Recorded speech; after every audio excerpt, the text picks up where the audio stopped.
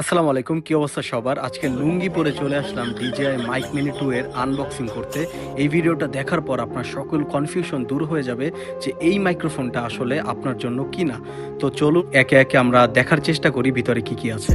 এই যে carrying pouch, এই পাউচের ভিতরে সব কিছু আছে। এটা খুবই কম্প্যাক্ট। পাউচটা যদি আমরা খুলি ভিতরে পাবো চার্জিং কেস। ওয়াও, চার্জিং কেসটা আসলে চার্জিং কেসের ভিতরে আছে একটা রিসিভার, ট্রান্সমিটার, ডাটা কেবল যেটা আসলে আমাদের চার্জ করার জন্য, উইন্ডশিল্ড আছে একটা, আর আছে হলো ম্যাগনেটিং ক্লিপ, আর আছে একটা এক্সট্রা ম্যাগনেট আছে, আর কিছু আর দুইটা কালার দেওয়া আছে, সাদা এবং কালো, যেটা আপনি কিনা এই যে ট্রান্সমিটারের কালার চেঞ্জ করতে পারবেন। দেখেন কত সুন্দর কম্প্যাক্ট। এই যে এটা সিঙ্গেল কম্বো, যেটা একজন ক্রিয়েটরের জন্য একদম পারফেক্ট। একটা রিসিভার, এই রিসিভারটা খুব easy to plug and play টাইপের কিছু।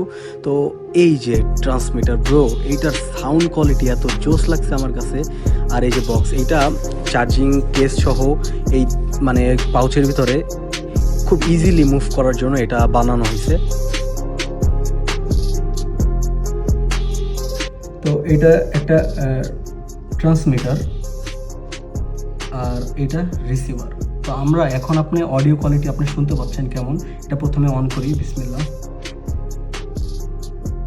এই যে অন হয়েছে, লাইট ব্লিঙ্ক করতেছে। তো এখন এটা প্লাগ অ্যান্ড প্লে। আমি যখন এটা, আপনারা এখন সাউন্ড কোয়ালিটি শুনতেন, আবার যখন এটা প্লাগ করবো, বড় এটা প্লাগ করেন তো অটো কানেক্ট হয়ে গেছে, দেখছেন? এখন আপনারা যেই আওয়াজটা শুনতে পাচ্ছেন, এইটা DJI মাইক মিনি 2 দিয়ে। তো আপনারা এই আওয়াজের ক্লিয়ারিটি কেমন সেটা বুঝতে পারছেন। আমি যদি এটাকে কাছে রাখি এতটা ডিস্টেন্সে, তাহলে এই ক্লিয়ারিটি যথেষ্ট ভালো। আমি এখন আমার ফোন থেকে প্রায় 15 হাত দূরে আছি। তো সাউন্ড কোয়ালিটিটা আসলে রেঞ্জ চেক করার জন্য যে দূর থেকে মাইকের সাউন্ডটা কেমন আসে মাইক মিনি 2 এর। তো আশা করি সাউন্ড কোয়ালিটি জোস আসবে। আমি আশা করি যদি আপনার কন্টেন্ট ক্রিয়েশনের ইচ্ছা থাকে বা কন্টেন্ট ক্রিয়েশন করেন, তাহলে মাইক মিনি 2 এটা আপনার বেস্ট চয়েস। বাজেটের ভিতরে একদম বেস্ট চয়েস হইতে পারে মাইক মিনি 2।